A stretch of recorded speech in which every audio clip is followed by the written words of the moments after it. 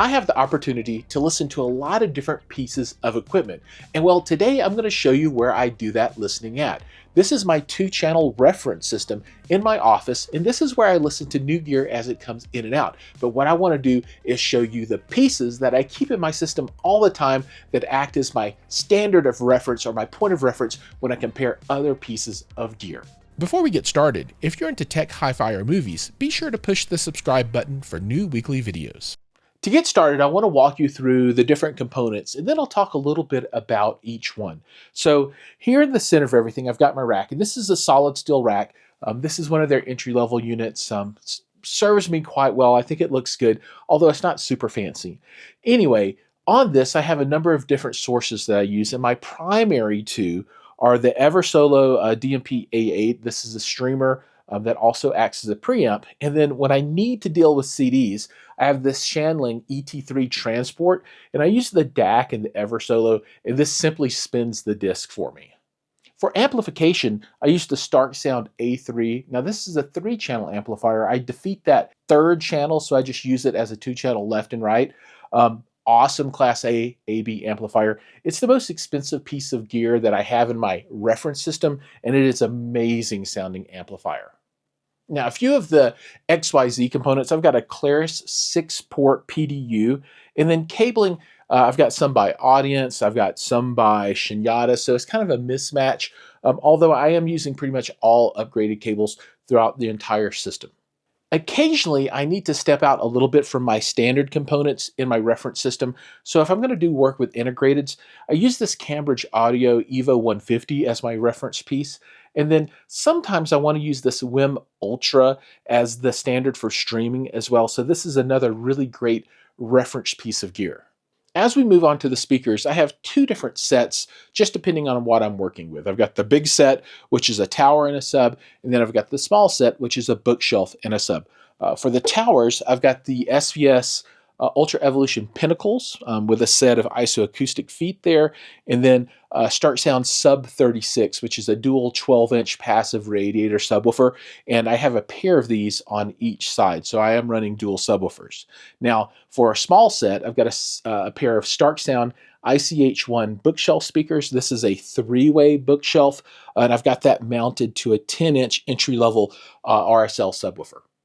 These are the SVS Ultra Evolution Pinnacles. These are their flagship, and they're about $5,000 a pair. And I must say that in their class, I have never experienced a better tower full range speaker. These things are absolutely superb, right? You can watch the specific review videos for the speakers, but just a couple of things that really call out to me. I believe that the rated frequency range on these is down to 24 hertz, and you can attribute that to 4 8-inch drivers, 1, 2, and then 2 more on the back, right? It's crazy. 4 8-inch drivers. So for me, you know, that's kind of the secret sauce, right? The mids and highs, the 1-inch tweeter, the 5 1/4-inch dual mid-range, they're great. But these give a bass foundation that you don't find in speakers at this price point. They absolutely devastate the competition, and that's why they're my reference speaker. So you take these and mount them on a set of isoacoustic feet. I mean, you've got the best tower speaker that you can get for that money, and that is why I use this as my reference. It's amazing. Paired with the SVS towers, we've got the Stark Sound Sub 36s. Now you might say, why do you want to pair a subwoofer with these towers that can play so low? Well, you don't have to, but this is just the way I like to listen to music, and I like to be able to get down way, way low, and that's what these do. Now, this is a ported design. I usually go with a seal design. Well, when I say ported, I really mean bass reflex because there's a passive radiator there and not a hole, right? So it's got the diaphragm that moves. This is dual 12-inch active speakers with a 12-inch passive radiator, and they just drop huge bombs. Really, really good pairing with the SVS towers.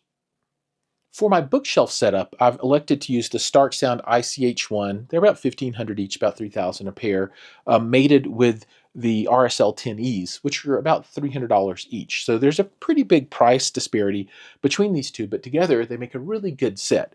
And I like these ICH1s because they sound great. They're a true three-way design, and I'm always going to pair a bookshelf speaker with a subwoofer because no bookshelf speaker is going to give you a low end like you need to listen to music. It just can't do it. So you have to pair these together. I guess the cherry on top of this system is really the amplification. And a lot of people might not think, oh, the amplifier is really this special thing. Well, in this case, it really is. Now, this is the most expensive piece. It's around $6,000, and that's not cheap. I mean, compared to everything else, it's pretty expensive for this particular system. And the whole system all in is about $23,000, but that doesn't include the cables, it doesn't include the isoacoustics, it doesn't include the Roon server or the networking gear or the subscription to Qobuz, that kind of stuff. It's just the components. But this amplifier is amazing. Class A, AB operation. I almost never get it out of Class A because I don't listen very loud. Very minimal design look. It's not super beautiful, but it's got that kind of telltale vertical line for start sound for the power indicator, but it brings what it needs to bring, and that is an amazing sound.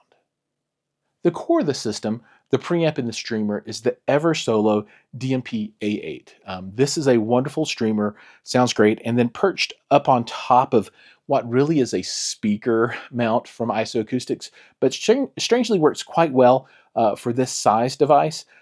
It's just beautiful. It sounds great. It's got a really good set of DACs. It's very easy to work with. It's also a Roon target for me, so it does everything that I need as well as DSP, right? So it does have room correction built in now, and that is a game changer. So a wonderful piece of gear at a good price, somewhere in the $1,000, between $1,000 and $2,000. I forget exactly. Maybe it's $1,800, but it sounds great. Looks great, and has the features that I need in a system to test out lots of different equipment. A piece of gear that I really like that I probably don't use as much as I should is the Shanling ET3 CD transport. This is a wonderful transport. I love the way that the top kind of pops off so you can put discs in. I use the DAC in the Eversolo, and I might actually do an external DAC one of these days too. I'm not sure about that, but I might. But really great transport. One of the best ones that you can get on the market today, particularly for the cost. Highly recommended if you want a independent CD transport for your system. I really like it. The two other pieces I want to mention in my system that I don't use all the time, but only when I need specifics. So when I specifically want to use it integrated, or when I need a lower cost option for streaming, are these two. So this is the Evo 150. This is an outstanding integrated. This thing is super cool. Cambridge Audio doesn't get enough press, and I really just want to point this out. If you're looking for a piece of gear that sounds outstanding, looks good, has all the features that you need, and the price is right, look at Cambridge Audio when you're going to make a purchase. I really enjoy this, and I like the way that you can customize this. The panels come off the side even. You can replace this with wood if you want to. It's just a wonderful piece of gear all the way around. And then the WIM Ultra, this is a standard in the industry, right? If you need a cost-effective streamer that's awesome, look at this guy. I mean, you can't go wrong for this kind of money. Now, all of this gear is sitting on the SolidSteel Rack. Wonderful equipment. One day I want to update this to something that looks super fancy, but for now, this gets the job done. About $800, $900. Not cheap, but a good solid piece of equipment that I've been using for years now. Absolutely love it. So now you know everything about the reference system that I use day in and day out to listen to devices and then do comparisons, right? So this is a mid-range kind of system, right? So this isn't a $500,000 system. So this allows me to compare less expensive equipment to this, and then also more expensive equipment to this, and kind of understand where things fall in the world. Now I'm curious, what do you guys think about my choice of components? What would you do differently than I've done in this reference system? What components should be changed, swapped out, modified, altered to give me kind of more of that pure mid-level reference system? I think these are really good, but I'm curious what your thoughts are. All right, thank you so much for watching. Remember, like, subscribe, ring the bell, do all those things. And there's going to be another video that pops up. If you like this one, check that one out too. I think you'll like it. See you guys in the next video.